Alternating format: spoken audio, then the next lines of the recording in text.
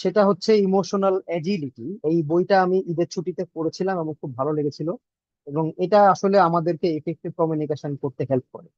That's why I am referring to this book. সেটা কি?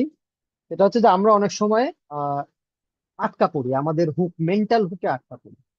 চারটা কমন হুকস এখানে বইতে বলা হয়েছে। একটা হচ্ছে যে ব্লেম ইউর ওন থটস, আর একটা বলছে ইনসিস্ট অন বিইং রাইট, আর একটা হচ্ছে ক্লিং টু আউটডেটেড আইডিয়াস, আর একটা হচ্ছে obsess over the past, the future, or a judgement. তো আমি যদি প্রথমটায় আসি, যে কি আমাকে আসলে কমিউনিকেশন কি ইনএফেক্টিভ করে, একটা হচ্ছে ব্লেম ইউর ওন থটস। আমরা অনেক সময় মানে ব্লেম বলছে এটা এই কারণে যে আমরা নিজের চিন্তাটাকেই আহ মনে করি যে আমি ভুল ভেবেছি। মানে আগে থেকেই কনফিডেন্সের অভাবের কারণে আমার একটা কথাকে কেউ ডিনাই করলো, আমি সাথে সাথে রাজি হয়ে গেলাম। That is mistake. আমাকে আসলে চ্যালেঞ্জটা নিতে পারতে হবে, যে আমাকে যদি কেউ বলে আপনি ভুল বলেছেন, আমি চ্যালেঞ্জটা অ্যাকসেপ্ট করবো এবং আমি যে ভুল বলিনি সেটা আমি বলবো, এটা আমি প্রমাণ করবো। তা না করে আমি যদি, কেউ যদি বলে ভাই আপনি এটা কি বললেন, সাথে সাথে বললাম ও আমি মনে হয় ভুল বলছি, এটা আমি প্রমাণ করবো। তা না করে আমি যদি, কেউ যদি বলে ভাই আপনি এটা কি বললেন, সাথে সাথে বললাম ও আমি মনে হয় ভুল বলছি, মানে সাথে সাথে আমি হার মেনে নিলাম, আমি নিজের থটটাকে ব্লেম দিলাম। এটা একটা হুক। হুক মানে আমি আটকে গেলাম, আমি আসলে কমিউনিকেশনটাকে আর প্রসিড করতে পারবো না। আরেকটা হচ্ছে ইনসিস্ট অন বিইং রাইট। এটা হচ্ছে উল্টাটা, যে আমি এত ব্লাইন্ড যে আমি যেটা ভাবছি এটার বাইরেও যে কিছু থাকতে পারে সেটা আমি মানতে চাচ্ছি। এই ব্লাইন্ডনেস এর কারণে অনেক সময় আমাদের কমিউনিকেশনে প্রবলেম তৈরি হয় এবং আমরা হুক হয়ে যাই, আমরা একটা ভাবনা চিন্তার বড়শিতে আটকা পড়ি। এরপরে বলা হয়েছে যে ক্লিং টু আউটডেটেড আইডিয়াস। এইটা আমাদের জেনারেশন জেন জি এটা আমাদের বিরুদ্ধে খুব বলে, যে তোমার এসব প্রাচীন ধ্যান ধারণা বাদ দাও। কমন থিং, যে আমরা আমাদের আগের জেনারেশনকে বলেছি এসব এখন চলে না, আমাদের পরের জেনারেশন আমাকে বলছে। তো আমরা যদি ওপেন টু নিউ থিংস যাই, অর্থাৎ আমরা আউটডেটেড আইডিয়াজে আটকে না থেকে আমরা যদি নতুন নতুন জিনিসকে এমব্রেস করি তাহলে ভালো হয়। যেমন নাদিম ভাই একটু আগে বললেন যে আমি কাস্টমারকে যেটা বলতে চাচ্ছি এই কথা, মানে মূল কথাগুলো একটু প্রম্পট করি চ্যাট জিপিটি। চ্যাট জিপিটি আমাকে অনেক কিছু লিখে দিই।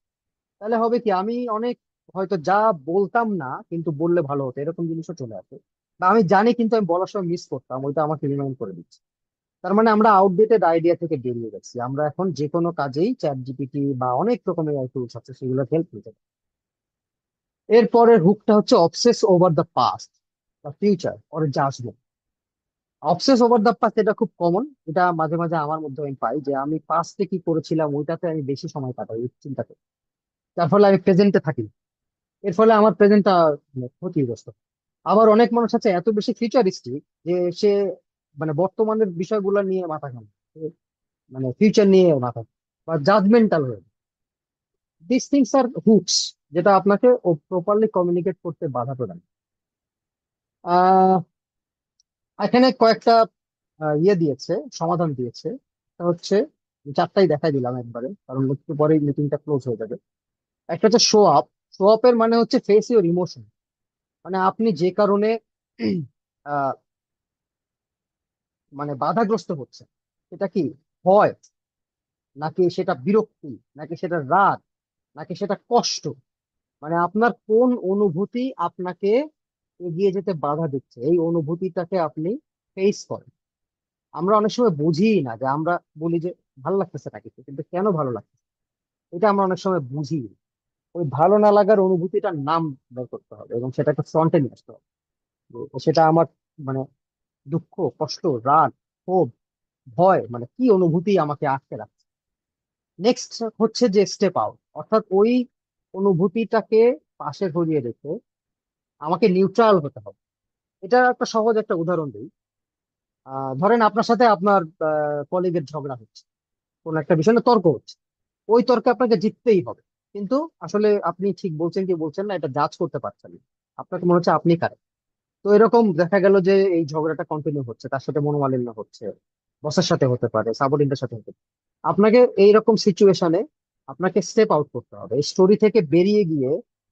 ধরেন আপনি জুবাইরের সাথে আমার এখানে নাদিম ভাই আছে, নাদিম ভাই ঝগড়া লাগে। তো এখন জুবাইর এবং নাদিম ভাই দুজনকে স্টোরি থেকে বের হয়ে যেতে হবে, বের হয়ে একটা থার্ড পার্সন হয়ে উনি জুবাইর এবং নাদিমকে জাজ করবো যে কে আসলে রাইট।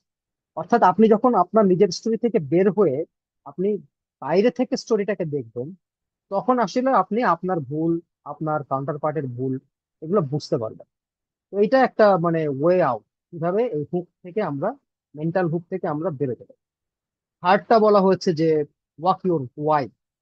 এটা কি? Focus on your core values and long term goals. আপনার আজকের ঝগড়াটা কি নিয়ে একটু চিন্তা করে দেখেন যে এইটা আসলে আপনাকে লং টার্মে কোনো বেনিফিট দিবে কিনা, বা আপনার লাইফের যেটা গোলস এটার সাথে এইটা কতটুকু রিলেভেন্ট। অনেক সময় আমরা তুচ্ছ কারণে অনেক মানে সিরিয়াস হয়ে যাই, ওইটা তো আসলে দরকারই না। ফর এক্সাম্পল, আপনি গাড়িতে করে একটা জায়গায় যাচ্ছেন, মাঝখানে এই আমাদের সো কল ব্যাটারি চালিত রিক্সা টেসলা, ও আপনার গাড়ির সাথে একটু লাগাই দিবে। এখন আপনি ওর সাথে কতক্ষণ ঝগড়া করবেন? আপনার তো ডেস্টিনেশনে যাওয়ার কথা। তার মানে আপনার যদি ফোকাস থাকে আপনি আপনার গন্তব্যে পৌঁছাবেন, আপনি ওর সাথে ঝগড়া করে সময় নষ্ট করবেন না। এটা আপনাকে, আপনি তুচ্ছ বলে আপনি এটাকে উড়িয়ে দিন। সেলস এর ক্ষেত্রেও কিন্তু এরকম অনেক সময় কাস্টমারের সাথে ঝামেলা হতে পারে, আপনার কোয়ার্কার সাথে ঝামেলা হতে পারে। তো প্রাইস নিয়ে হতে পারে, পেমেন্ট টার্মস নিয়ে হতে পারে, কালেকশন ডিলে নিয়ে হতে পারে। তো এসব ক্ষেত্রে আপনার কাস্টমারের সাথে আপনার লং টার্ম গোল ঠিক আছে কিনা সেটা দেখেন। এটা যদি ঠিক থাকে তাহলে আপনি ওই জিনিসটাকে একভাবে ম্যানেজ করবেন। তো এইটা হচ্ছে যে সেলস এর সাথে আমি রিলেট করলাম ইমোশনাল এজিলিটি। যে আপনি কোথাও আটকে গেলে হবে না, কাস্টমার পেমেন্ট দিচ্ছে না, আপনি সে কারণে আর পরের অর্ডারটা নিচ্ছেন না। আপনি একটা ওয়ে আউট বের করতে পারেন যে কাস্টমার পেমেন্ট দিচ্ছে না কিন্তু তার ব্যাংক গ্যারান্টি আপনার হাতে আছে।